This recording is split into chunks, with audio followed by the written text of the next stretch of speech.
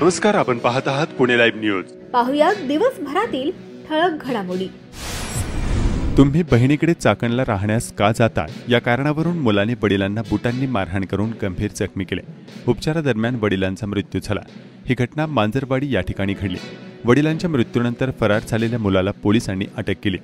गणेश ज्ञानेश्वर खंडागळे वय 38 राहणार खंडागळेमळा मांजरवाडी याला पोलिसांनी ताब्यात घेतले असून त्याने त्याचे वडील ज्ञानेश्वर नाथा खंडागळे वय 55 राहणार मांजरवाडी तालुका जुन्नर यांना बुटांनी मारहाण केली होती. या मारहाणीत ज्ञानेश्वर खंडागळे हे गंभीर जखमी झाले होते. त्यानंतर उपचारादरम्यान त्यांचा मृत्यू झाला. गणेश खंडागळे याने तुम्ही बहिणीकडे चाकणला राहायला का जाता असे म्हणत वडिलांना शिवीगाळ व दमदाटी केली. त्यानंतर त्यांना खाली पाडून छातीवर, पोटावर आणि डोक्यावर बुटांनी जोरजोरात लाथा मारल्या.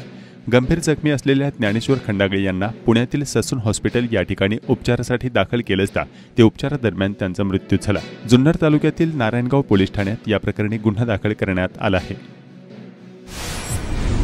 खेड तालुक्यातील शेलगाव दत्तवाडी येथे शेतकऱ्यांच्या गायीच्या गोठ्याच्या परिसरात तरस सदृश्य जंगली प्राणी आढळून आला. या भागातील पाळीव प्राण्यांवर मागील काही दिवसांत अशा जंगली प्राण्यांनी हल्ले केल्याचं स्थानिकांनी कळवलं आहे.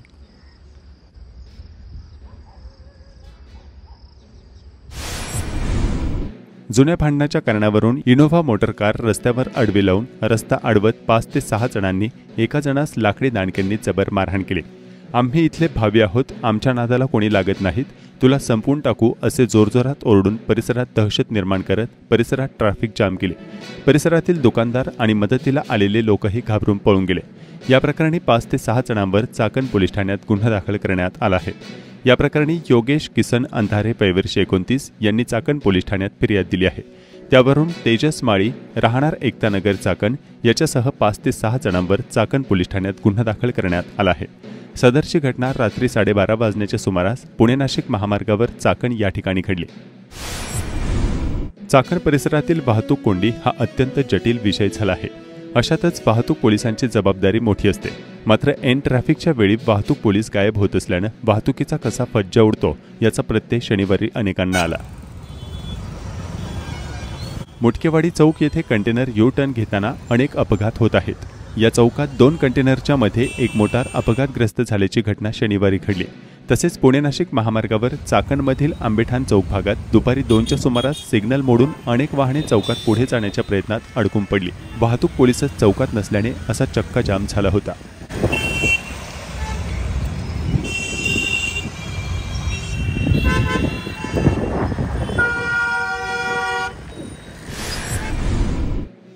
चाकण औद्योगिक भागात नाणेकरवाडी हद्दीत एका कंपनीच्या शेजारी गावठी हातभट्टीची दारू विक्री करणाऱ्या एकास चाकण पोलिसांनी अटक केली. नजीर शाहजान शेख वय 55 राहणार नाणेकरवाडी असे अटक करण्यात आलेल्या आरोपीचे नाव आहे. आळंदी येथील ज्ञानेश्वरी मंदिर घाट परिसर येथून एक महिला इंद्रायणी नदीपात्रामध्ये पडून अडकल्याची घटना घडली. तत्काळ आळंदी पालिकेस कळवण्यात आले. पालिका कर्मचारी व स्थानिक नागरिकांच्या मदतीने तिला वाचवण्यास यश मिळाले. नदीपात्रातून बाहेर काढताच रुग्णवाहिकेतून तिला पुढील उपचारासाठी आळंदी ग्रामीण रुग्णालयात नेण्यात आले. सदर महिलेचे नाव जयश्री कैलास काळे राहणार चाकण चौक असे असल्याचे पालिकेच्या वतीने सांगण्यात आले. चाकण आळंदी रस्त्यावरील वन विभागाच्या हद्दीत मोठ्या प्रमाणावर जंगली प्राण्यांचा वावर आहे. चाकण आळंदी मार्गावर शनिवारी सकाळी एका भरधाव मोटारीच्या धडकेत रानडुक्कर ठार झाल्याची घटना घडली. वन विभागाकडून याबाबतचा पंचनामा करण्यात आला असल्याचं अधिकाऱ्यांनी कळवलं आहे. आळंदी शहरातील पीएमटी चौकात वाहतूक पोलिसांवर हल्ल्याचा प्रयत्न झाल्याची धक्कादायक घटना समोर आली आहे. अज्ञात रिक्षा चालकाने पोलीस निरीक्षक सतीश नांदुरकर यांच्यावर रस्त्यावर पडलेला दगड उचलून हल्ला करण्याचा प्रयत्न केल्याचा व्हिडिओ सध्या सोशल मीडियावर मोठ्या प्रमाणात व्हायरल होतोय. आळंदी परिसरात नेहमीच वाहतूक कोंडीचा त्रास जाणवतो. पीएमटी चौकातील पुलावर एका रिक्षा चालकाने रिक्षा उभी केल्यानं वाहतूक खोळंबली होती. बस वळवण्यासाठी अडथळा निर्माण झाल्यानं वाहतूक विभागाचे पोलीस निरीक्षक सतीश नांदुरकर यांनी रिक्षा पुढे नेण्यास सांगितले. मात्र रिक्षा चालकाने आदेश पाळण्यास नकार दिला. परिणामी नांदुरकर यांनी त्याला चापट मारली. त्यानंतर संतप्त रिक्षा चालकाने रस्त्यावर पडलेला दगड उचलून नांदुरकर यांच्यावर फेकण्याचा प्रयत्न केल्याचे समजते. ही संपूर्ण घटना काही नागरिकांनी आपल्या मोबाईलमध्ये चित्रित केली आहे. कुरुळी तालुका खेड येथे मराठा सकल समाजाचे नेते मनोज जरांगे पाटील यांचे स्वागत करण्यात आले. कृषी उत्पन्न बाजार समितीचे संचालक सागर मुरे, सरपंच परिषद अध्यक्ष आशिष एळवंडे, माजी उपसरपंच नितीन गायकवाड यांनी त्यांचे स्वागत केले। पावसाने विश्रांती घेतल्याने खेड तालुक्यात बटाटा लागवडीसह खरीप हंगामातील पेरण्या, भात लागवडींना वेग आलाय। 90% भात लागवडी झाल्याचा अंदाज वर्तवला जात आहे। खरीप हंगामातील पेरण्यांची कामे 75% झाली असून अगाध पेरण्या झालेल्या पिकांच्या खुरपणीच्या कामांना वेग आलाय। उन्हाळी भुईमुगाच्या पिकाच्या काढणीला वेग आलाय। तालुक्यातील चासकमान धरणात 85% पाणीसाठा झाला असून भामासखेड धरण 68% पोहोचलेले आहे। पावसाने उसंत घेतल्याने ओसांडून वाहने धबधबे आता संत गतीने वाहत आहेत।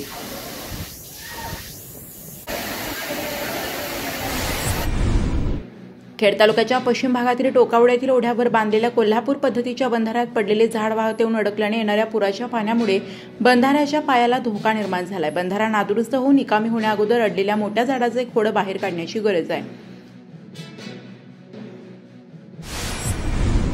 संत श्रेष्ठ ज्ञानेश्वर महाराज व संत जगद्गुरू तुकाराम महाराज यांच्या पालखीचे रविवारी दिनांक 20 रोजी आळंदीमध्ये आगमन होणार आहे।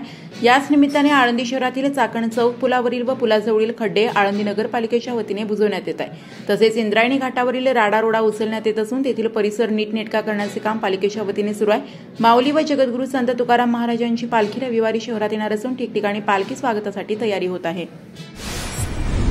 संत श्रेष्ठ ज्ञानेश्वर महाराज तसेच जगद्गुरू संत श्री तुकाराम महाराज पालखी परतीच्या अनुषंगाने पिंपरी चिंचवड आयुक्तालय अंतर्गत वाहतुकीत बदल करण्यात आलेले आहेत।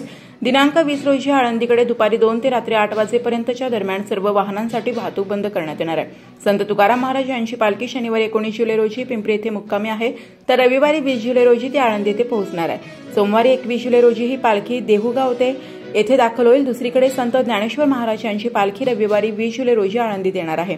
या पालखी सोहळ्याच्या दर्शनासाठी मोठ्या संख्येने भाविक उपस्थित राहण्याची शक्यता आहे, ज्यामुळे पालखी मार्गावर वाहतूक कोंडी होण्याची शक्यता निर्माण झाली आहे। यामुळे पिंपरी चिंचवड पोलिसांनी वाहतूक व्यवस्थेत व्यापक बदल जाहीर केले आहेत। या अंतर्गत दिघी, आळंदी, भोसरी, पिंपरी चिंचवड आणि तळवडे वाहतूक विभागांतर्गत अनेक मार्गांवर सर्व प्रकारच्या वाहनांना विशेषतः जड अवजड वाहनांना प्रवेशबंदी घालण्यात आली आहे। या निर्बंधांमधून रुग्णवाहिका, अग्निशामक वाहने, पोलीस वाहने आणि दिंडीतील वाहने वगळण्यात आली आहेत।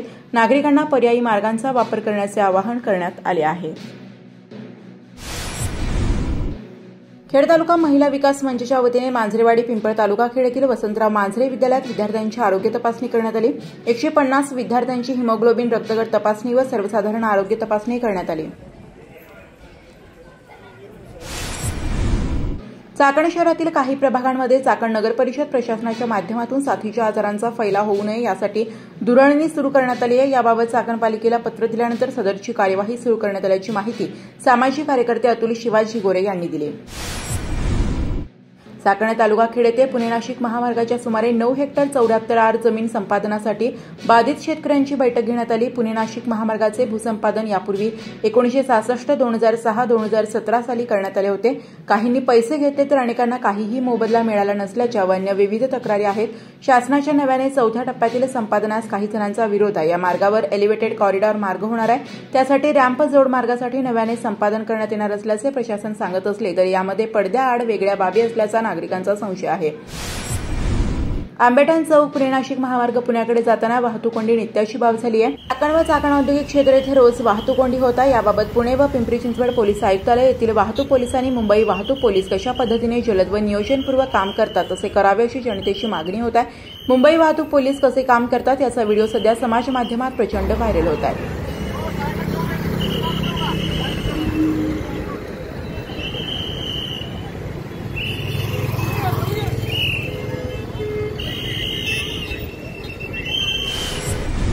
पुणे नाशिक महामार्गाच्या लगत असलेल्या उच्च दाब डमी विद्युत वाहिनी तारा खाली आल्या आहेत। महावितरण विभागाचे याकडे दुर्लक्ष झाले आहे। अचानक ही विद्युत वाहिनी वापरात आणायची झाली तर त्यावर देखभाल दुरुस्ती केल्याशिवाय वापरात येणार नाही। आता तरी महावितरणने अस्तित्वात असलेली व्यवस्था सुस्थितीत ठेवून जनतेच्या सुरक्षेचा विचार करावा अशी जनतेची अपेक्षा आहे। पुणे नाशिक महामार्गावर आंबेठाण चौक येथील उड्डाणपुलाखाली खड्डे बुजवून येथील रस्त्यावर पाणी व चिखल सर्वत्र आहे। सांडपाणी निचरा होत नाही। या भागातील कॉन्क्रीट गटर पूर्णपणे बुजवण्यात आले असून पुलाखाली अक्षरशः दुर्दशा झाली असून अपघाताच्या घटना वाढल्या आहेत। वडगाव पाटोळे तालुका खेड गावात पुन्हा बिबट्याची दहशत निर्माण झाली आहे। गावातील शरद नामदेव पाटोळे यांच्या शेळीवर बिबट्याने हल्ला करून ठार केले। पुणे महानगर परिवहन महामंडळाने PMPMLने महाराष्ट्र औद्योगिक विकास महामंडळ MIDC चाकण परिसरातील आंबेठाण चौक, स्पायसर चौक, स्कोडा कंपनी, HP चौक मार्गे आंबेठाण चौक अशी वर्तुळाकार बस सेवा पुढील आठवड्यापासून सुरू करण्याचा निर्णय घेतला आहे. राष्ट्रवादी काँग्रेस पक्षाची तातडीची बैठक शनिवारी 19 जुलै रोजी राजगुरुनगर येथे घेण्यात आली. या बैठकीला तालुक्याच्या विविध भागातून पदाधिकारी उपस्थित होते. या बैठकीमध्ये आगामी जिल्हा परिषद पंचायत समिती निवडणुकीला सामोरं जाण्यासाठी आत्तापासूनच आपल्या गटामध्ये, आपल्या प्रभागामध्ये मोर्चे बांधणी सुरू करण्यासंबंधी सूचना खेडचे माजी आमदार दिलीप मोहिते यांनी दिल्या.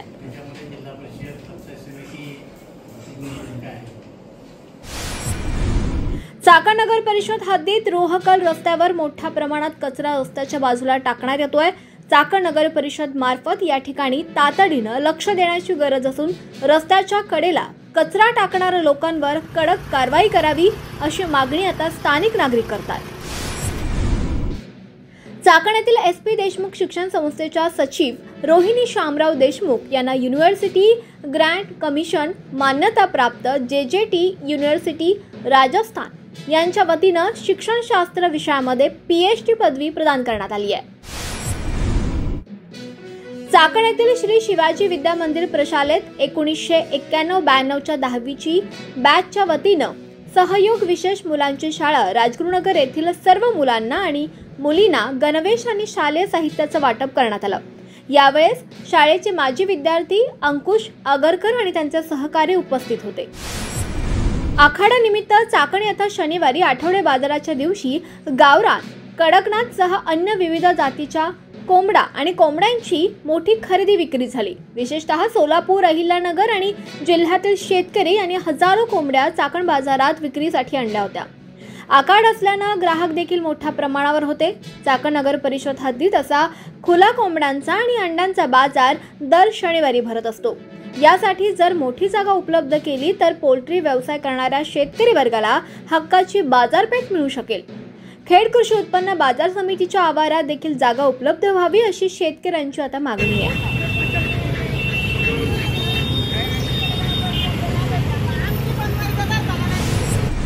खेड कृषी उत्पन्न बाजार समितीच्या चाकण येथील महात्मा फुले मार्केटमध्ये शनिवारी 19 जुलै 2025 रोजी शेळी, मेंढी आणि बोकड बाजारात मोठी उलाढाल झाली आहे.